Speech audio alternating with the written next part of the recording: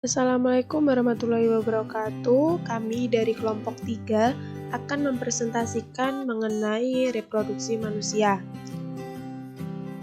Anggota dari kelompok 3, yang pertama Tias Agustina Nur Arifin dengan NIM 12204193052. Yang kedua ada Rizka Nadifatul Aliyah dengan NIM 12204193208. Yang ketiga ada Deni Setiawan dengan NIM 12204193230. Yang pertama akan kami bahas adalah reproduksi manusia dalam ilmu sains, mengenai sistem reproduksi pada laki-laki dan perempuan. Pada laki-laki maupun perempuan, alat reproduksi terdiri dari dua bagian. Yang pertama ada bagian internal dan yang kedua ada bagian eksternal. Internal atau bagian dalam dan eksternal atau bagian luar. Bagian internal ini yang berpengaruh terhadap reproduksi manusia. Yang pertama pada laki-laki, bagian eksternal meliputi skrotum dan penis, dan bagian internal meliputi testis, epididymis, vas deferens, saluran ejakulasi, dan uretra. Yang kedua akan kami bahas alat reproduksi pada perempuan. Pada bagian luar, terdiri dari mons veneris, labia mayora atau bibir besar, klitoris, dan uretra. Pada bagian dalam terdapat vagina, uterus, tuba falopi, dan ovarium. Selanjutnya, pembentukan sperma dan sel telur. Pembentukan sel sperma atau yang biasa disebut dengan spermatogenesis, penjelasannya yaitu laki-laki mempunyai sel benih primordial yang menetap di dalam jaringan testis, dikelilingi sel-sel penunjang sampai masa kelahiran dan memasuki masa pubertas. Jadi, pada laki-laki terbentuknya sel-sel kelamin yaitu pada masa setelah dia dilahirkan sampai dengan pada masa pubertas. Ketika memasuki masa pubertas, sel benih primordial mengalami perkembangan menjadi spermatogonium dan kemudian menjadi spermatosit primer. Pembelahan mitosis terjadi secara terus-menerus. Hasil akhir pembelahan ini yaitu proses meiosis pertama menjadi spermatosit sekunder. Kemudian spermatosit sekunder membelah secara meiosis yang kemudian menjadi spermatid dan berkembang menjadi sel sperma. Untuk lebih jelasnya dapat dilihat pada gambar di samping. Selanjutnya akan kami bahas mengenai pembentukan sel telur atau biasa disebut dengan oogenesis. Dengan penjelasan, proses oogenesis terjadi mulai sebelum terlahirnya bayi perempuan. Ketika sel benih primordial perempuan tiba di gonad, dengan segera berubah menjadi oogonium. Oogonium mengalami pembelahan mitosis berkali-kali. Ketika akhir perkembangan embrio, setiap oogonium dikelilingi oleh sel epitel. Oogonium sebagian besar berkembang menjadi oosit primer yang kemudian mengadakan replikasi DNA dan memasuki meiosis pertama pada tahap profase. Oosit primer yang memasuki tahap profase dilapisi dengan sel folikular epitel gepeng yang selanjutnya disebut dengan folikel primordial. Untuk lebih jelasnya dapat dilihat pada gambar di samping. Yang ketiga akan kami bahas mengenai proses reproduksi manusia dalam ilmu sains. Ini berkaitan dengan teori yang dikemukakan Darwin pada tahun 1800 sampai dengan 1882.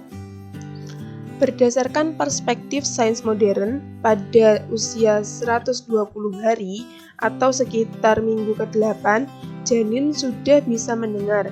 Ia pun bisa terkejut bila mendengar suara keras. Mata bayi berkembang. Ia akan mengetahui adanya cahaya jika kita menempelkan senter yang menyala di perut.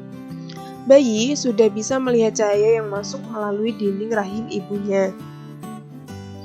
Sedangkan menurut teori biologi yang dikembangkan oleh Charles Robert Darwin pada tahun 1800 sampai 1882, ia mengemukakan bahwa manusia adalah hasil evolusi dari makhluk hidup yang sangat sederhana, atau satu sel organisme, pada awal kehidupan di bumi yang secara perlahan-lahan melalui proses penurunan dengan modifikasi yang akhirnya berkembang menjadi berbagai spesies organisme yang ada di muka bumi sekarang ini, termasuk dengan kejadian manusia atau penciptaan manusia. Menurut beliau, sebagai suatu hipotesis atau dugaan adalah suatu spesies berevolusi menjadi spesies baru melalui bentuk-bentuk transisi. Proses evolusi terjadi karena adanya seleksi alam, dan bukti terjadinya evolusi karena adanya kesamaan fungsi, anatomi, dan beragam bentuk fisik organ, dan adanya keragaman tersebut terjadi masih dalam satu keturunan. Proses perubahan bentuk fisik organ dibuktikan oleh Darwin adalah penemuan fosil-fosil makhluk hidup yang ditemukan di berbagai lokasi permukaan bumi. Hipotesis praktisnya adalah manusia dan hewan masih dalam satu keturunan karena seleksi alam, terjadi perubahan bentuk fisik dan organ tubuh. Jadi intinya, menurut Darwin, antara hewan dan manusia merupakan masih dalam satu spesies. Menurut beliau, manusia adalah hewan atau binatang yang sudah lebih maju.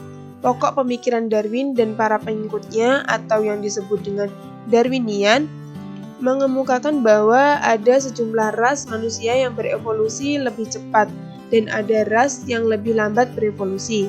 Ras yang cepat berevolusi akan maju, sedangkan ras yang lambat berevolusi akan tertinggal jauh, bahkan terlihat masih primitif setingkat dengan kera. Teori-teori Darwin ini dipatahkan dalam tulisan Harun Yahya yang berjudul Runtuhnya Teori Evolusi Darwin dalam 20 Pertanyaan, yang dalam buku tersebut menjelaskan berbagai penemuan atau pendapat ilmiah yang akurat merobohkan bangunan teori Darwinisme sampai ke akarnya dengan berlandaskan sains yang bersesuaian dengan nilai-nilai agama. Menurut Harun Yahya, tidak mungkin semua bagian penyusun sel itu berkembang secara kebetulan dalam bentuk struktur yang kompleks dan rumit secara kebetulan dalam jutaan tahun. Oleh sebab itu, rancangan yang begitu kompleks dan sistem rumit dari sebuah sel saja sudah jelas menunjukkan suatu proses penciptaan yang cerdas, yaitu Tuhan yang menciptakan makhluknya. Intinya, dalam tulisan Harun Yahya, dia mematahkan teori-teori Darwin melalui penelitian-penelitian ilmiah dan berdasarkan dengan nilai-nilai agama. Untuk yang keempat, kita akan membahas tentang jenis kelamin manusia. Keturunan yang dihasilkan dari reproduksi manusia dapat berjenis kelamin laki-laki dan perempuan.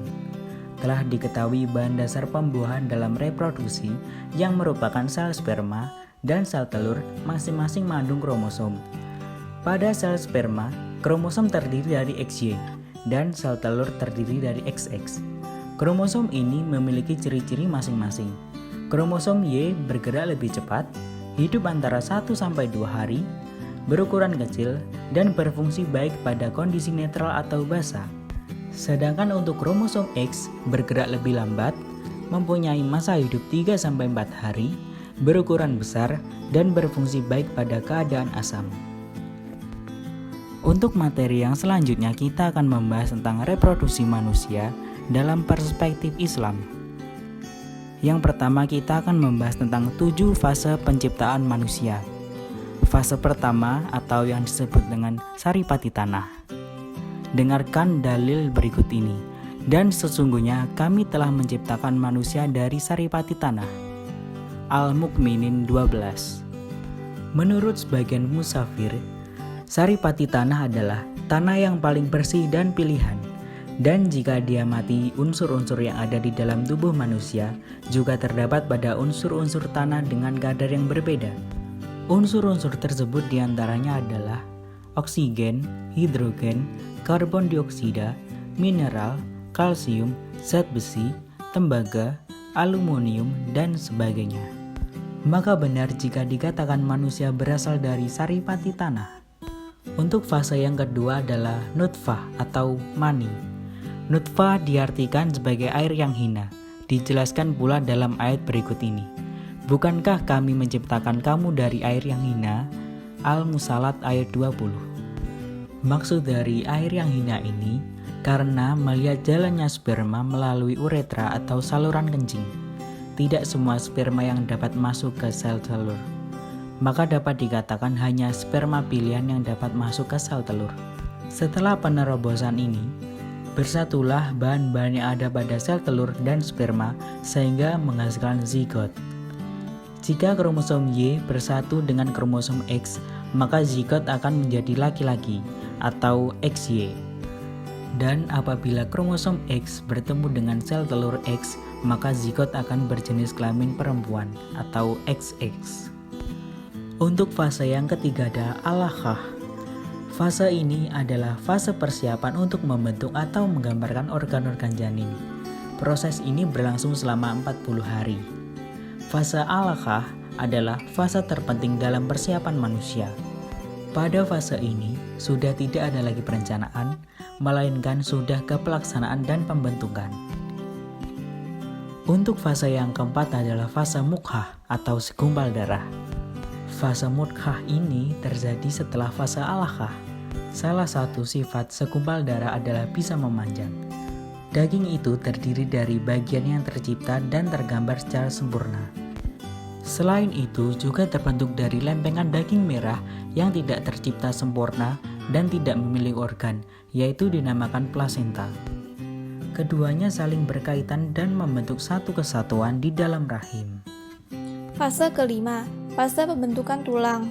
Allah berfirman, kemudian air mani itu kami jadikan segumpal darah. Lalu segumpal darah itu kami jadikan segumpal daging. Dan segumpal daging itu kami jadikan tulang belulang. Quran Surat Al-Mu'minun ayat 14. Ayat di atas menjelaskan tentang bagaimana pembentukan tulang pertama kali dari mudghah yang sempurna penciptaannya.